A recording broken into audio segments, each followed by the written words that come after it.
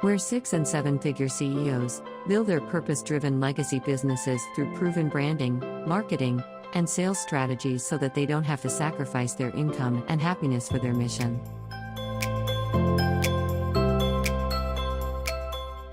Thanks for watching the Life School Masterclass show. Join our Facebook group community of badass mission-driven entrepreneurs, and come back next week same place and time for our upcoming show.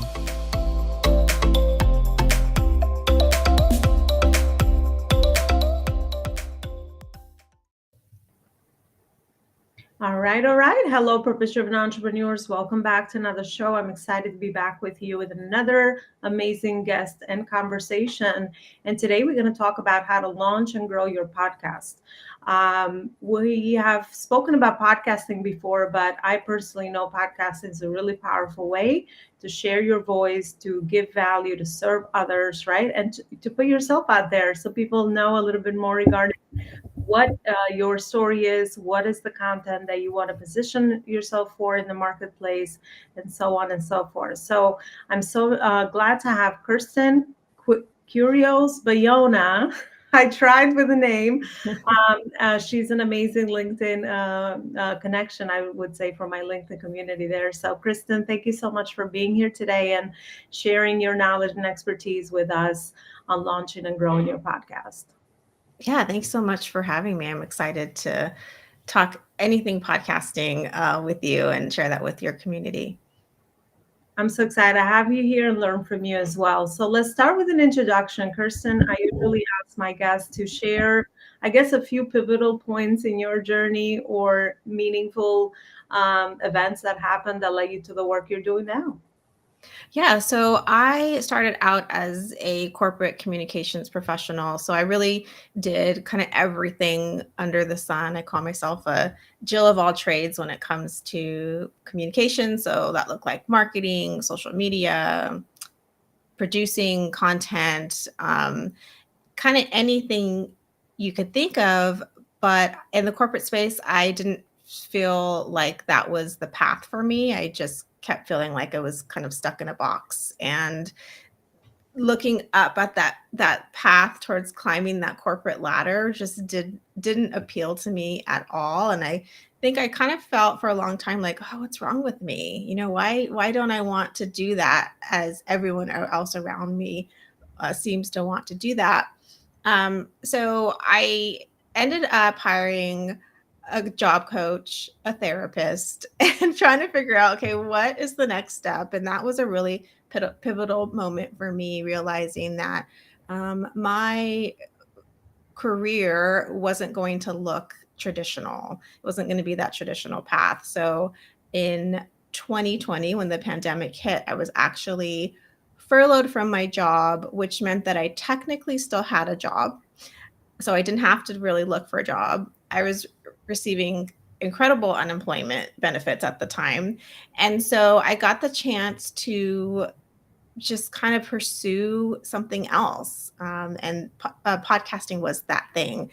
So I had started a blog a year prior, and I kept thinking, oh, what if I had more time? And all of a sudden I had more time. And I realized blogging was fine, but I wasn't really getting that connection, and it wasn't utilizing all of my skills. And so I found podcasting, and I realized with my background and loving podcasting, just really falling in love with it, I could show others how to do the same.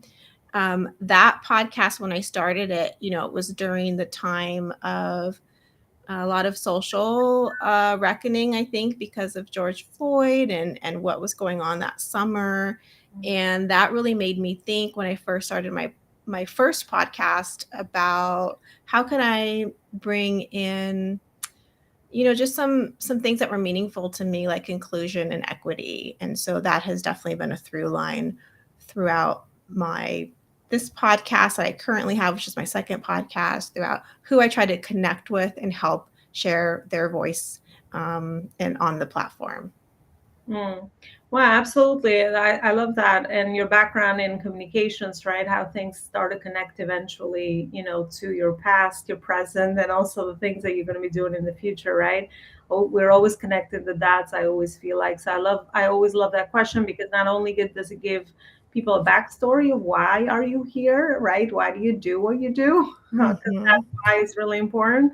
But also sort of, how did you decide between all the things that you could do and focus on podcasting? So really, really cool. Podcasting is actually, I'll share my personal story with that. It's the way that I started this journey. I was a busy corporate executive. So, and I was so unfulfilled, and I was looking for a new direction and career, a new direction in my career, so to speak, or even in my journey. I didn't know what I was going to do. So podcasting was so good, because I would plug my earbuds on, go to the gym, run errands, run a company, parenting, all that good stuff, while I still had access to my mindset. I had to figure out, new ways to think and all of that. So it really did inspire a lot of the new education information that I needed in personal development, but also trying to figure out a new path. So much like you, I hired a career mentor, because I'm like, what do I do? How do I position myself now in a new way? And you don't always have that clarity at the beginning. So, and not only for that, what I found as an entrepreneur is this podcasting is a great way to build your brand. And it's outside all these other social media platforms. I actually look at it as my own product that I curate. And it's that free thing that you put out there in the world. And, you just never know who is listening or the kind of impact that you could be making with it. So, I would love to know from your perspective and your experience with, doing this day in and out.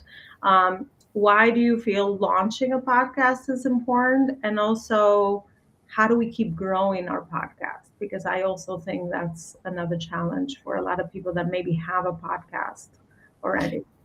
Yeah, yeah, and you're so right. It is the podcasting, aside from the social content, which you're right, once we put it up there, we don't necessarily own that, but it's our intellectual property, and it's valuable. And I think we have to, like, I know I have to remind myself, like, this, what I'm putting out is valuable, and that kind of leads to how you think about it later, when you think about monetization and all that stuff. But I'll step back to, why is starting a podcast important? I think if you're someone who is very mission driven behind your business, I mean, it's a great way to build community, because podcasting is so intimate. As you know, it's you're in someone's ear, and you're sharing, your knowledge, or an interview, or you're curating the content, and it's landing in a very specific way.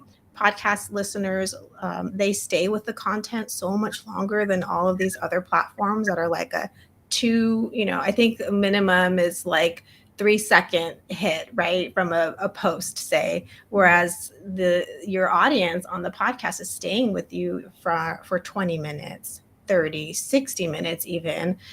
So it's a really great way to build really strong community within your, with the people that you're trying to connect with and eventually work with. Then you have that strong connection, and we know that trust is a lot behind why we work with people, why we choose to buy from people. And so I think it's a really great medium for any business. And then it can really become the driver behind your content. You then have this one episode that you can turn into a post, turn into a video across all your platforms, turn into a blog post. Like, it's just kind of endless. And so when you're starting with something that you really put a lot of like heart and thought and your voice behind, that you can then parse out across your channels, I think that to me is really powerful.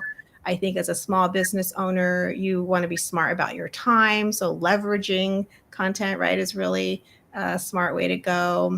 And then you have you have a place where you can advertise your services, and then you have a place that just gives you that platform to show how great of a speaker you are, what your ideas are, your knowledge. And so I think there's just so many benefits. And to talk about growing your podcast, I think there are a lot of kind of like strategies out there that are a little bit more about quantity over quality in terms of listenership, because that model can tend to translate into like, oh, the bigger the better, right? The more downloads, the better. But I think my approach is a little bit different in that I'm really about bringing in a quality audience. And so it's not always about like 10,000 downloads getting to that number. I think that if you even have a small audience, that is valuable. And so when you think about monetizing the show, say, for example, you know, having those niche audiences is something that is really valuable to sponsors.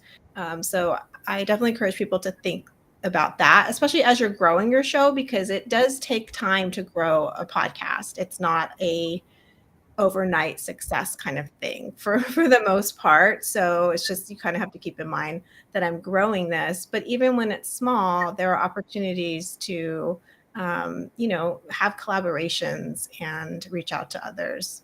So I definitely think podcasters are collaborative by nature. So that really plays into the whole strategy of growing the show around leveraging other audiences, other podcasts that are in similar niches, being where other people, other podcasters are in networking groups. I think that's so important.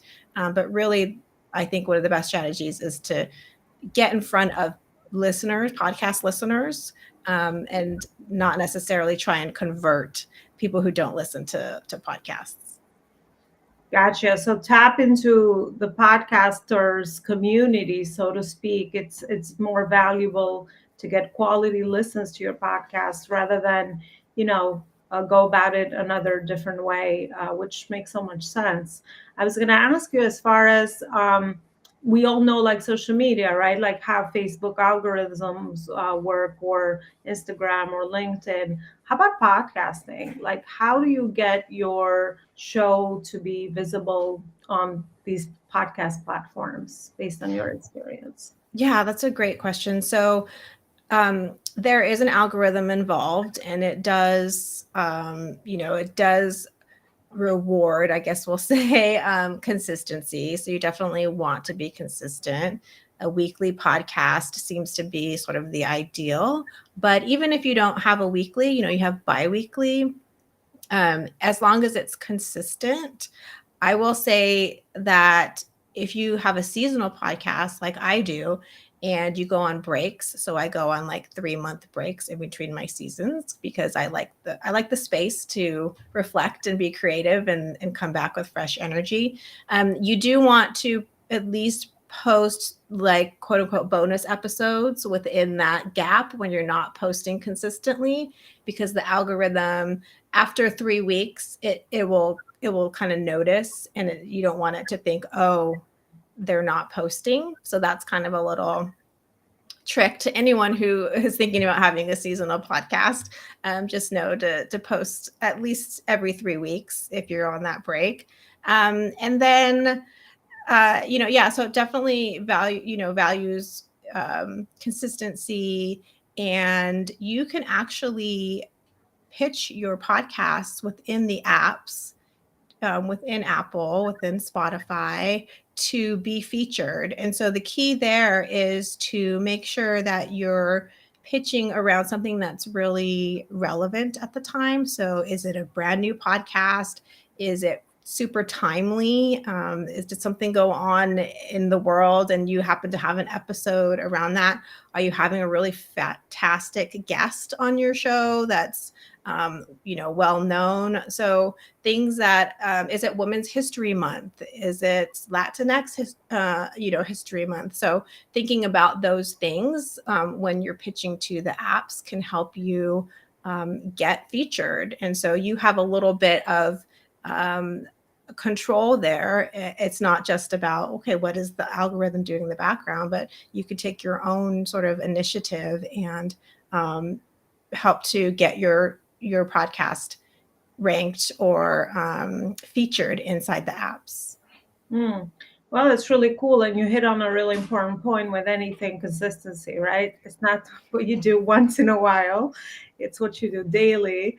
I've actually myself now repurposed my show for it to be daily. So that has definitely helped with the reach and the visibility and all of that for the impact that I'm trying to make personally in my personal business. But that's why those questions arise sort of from the journey. And I know a lot of my audience might be entrepreneurs that already have a show and they're always looking for ways to, just like anything, grow what we already have, right? Whatever it is that we're already putting out there. And I also heard reviews definitely help on podcast platforms, to rank your show higher. And my other question to you, Kristin, is this is something personally that I am trying to figure out, is when your audience is built, let's say, on a certain platform. So for me, it's Facebook group, right? Or Facebook. And a lot of that audience, you drive obviously your current audience to your podcast. How do you nurture a whole new audience that is just, coming from downloads or them finding you there? I love that you said podcast community. I think that answered that question. But how do you, I guess, drive your current audience, but also build a whole new audience as a podcaster? Because a lot of people have that. A lot of even my clients or people that I work with have built their audiences on these social media platforms. And yes, that's great to, to drive your current audience to your podcast, but how do you also track a new audience on there? Yeah, I think a lot of it is definitely, you're going to have to cross promote and encourage people inside your Facebook community to go check out the podcast. And then in the podcast, encourage people to go check out your other communities. I think with podcasting, it can be a little tough because it's kind of like a one-way conversation, right? It's not quite set up for engagement, but there are always things that you can do inside every episode in terms of inviting people to connect with you, at the end of the show or the top of the show, letting them know all the other ways that they can become connected to you. Invite them inside that Facebook community, share your handles, and then, including those things inside your show notes as well. I think always having just really strong calls to action and letting people know all those different ways that they can connect with you. And then your podcast isn't going to be for everyone. Not everyone in your Facebook community is going to want to engage or to hear you on your podcast, and vice versa. Not everyone on your podcast is going to want to be in your Facebook community, and that's okay. You are meeting people where they're at and they're coming to you. We have to trust that people in our audiences, they know how they like to consume content. So we just are giving them the options and then trying to, let them know where all the options that they have for being inside our community and what the value that we offer them. Because that's really what the podcast is so great at highlighting, right? And what it does is it gives so much value. Mm. Yeah, absolutely. And there's another journey, right? I mean, for people that are listening to a podcast show, rather than, we could share links on our social media, right, for calls to action, or maybe what's the next step, after that episode. But with podcasting, it's a little bit different, right? So, I mean, you have your show notes, so you can share your links on there, and people kind of take that journey with you that way. But I was kind of asking more of a new audience that comes just that they find you on this podcasting platforms. I guess SEO, optimize your show so that you're found on all these, podcast platform for people that are already podcasters that are just looking, to find shows on topics that they're interested in. So I'm not sure if you have any. Yeah, no, that's a great point. For me, and I know not every business owner has this bandwidth, but my growth is I look at it from the downloads, and then it goes hand in hand with my website and my SEO and my, how's Google driving traffic to the podcast. So I think having a website with your podcast is very important, because otherwise you're kind of missing out on leveraging the Google algorithm. Having blog posts that drive traffic to your website, and people get to discover you that way. So I do think that is really important, an important way to attract new audiences. They say that a podcast episode and blog post, they last sort of like they're relevant, which means Google will continue to promote that content for over a year. Whereas things like social posts, I mean, they're only relevant for a matter of hours or days. So unfortunately, podcasts, that content stays around for a long time. People can discover you whenever they want, and they can binge your content. But then when you add in the fact that something like a blog or in a website also has that longevity, it's a really great pairing to continue to grow your show. So I would say having the website, and being part of podcasting networks and sharing content, sharing the stage. You talked about reviews. I do this thing where I do podcast review swaps. So if someone says, "Hey, do you want to recommend, can you give me a shout out?" And I say, "Sure. Do you want to give me a shout out?" And obviously it's not, I have to listen to their show, and it's the understanding that, if we like each other's show, but it's just a way to like exchange, something really valuable for each other. And I think having that collaborative energy around it is really important. Yeah, absolutely. Well, I gotta have you back, because I think it's definitely on my personal side, and a lot of my audience have a lot of interest around how to connect all these things, the website, SEO, and move away from some of the social media content strategy that we're used to.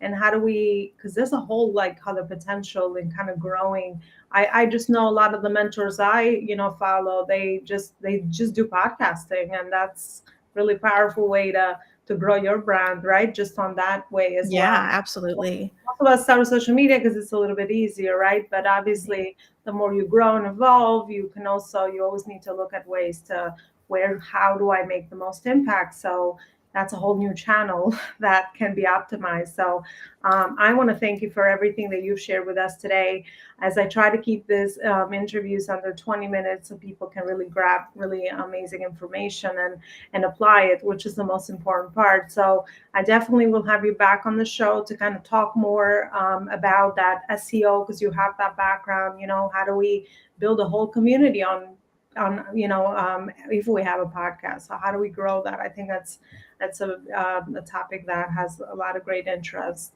that I can have you back on. But just to wrap up this interview, Kristin, what is the name of your podcast? It's Podcast and Amplify. Okay, love that. Podcast and Amplify. I'm going to go subscribe. And we definitely will share the the love on collaboration for that, because I think that's really important as well, as we are in that community also. And my last ask for you is if you could share a final message from your School of Life, and also where is it that people can find out more information regarding everything you offer and you do. Yeah, so final message on my School of, wow, that's such a big question. I would say that, for me starting out in this entrepreneurship path, there was a lot that I had to learn, and I really didn't get here without having a lot of support.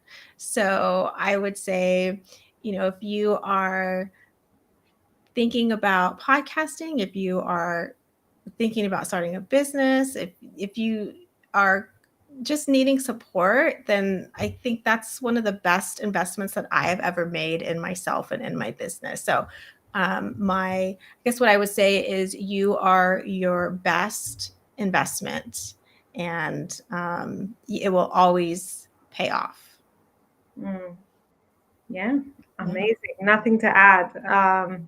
Absolutely. Great message. And also, I put your website on the bottom of the show. People can Yes. find you there, right? On your website. Yep. You can go to Podcast. podcastingamplify.com. I have a free 30-minute purposeful, profitable podcast strategy session that's available to anyone who has a podcast and just wants some little bit of strategy and clarity.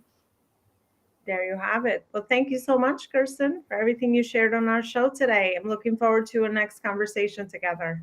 Thank you so much for having me on. Absolutely. And there you have it. Sharing is caring. So help other entrepreneurs get access to this content. Subscribe, leave a review, and share this video and podcast as an attempt to share the love. So thank you so much, everyone. And I'll see you in another show with another. Bye for now.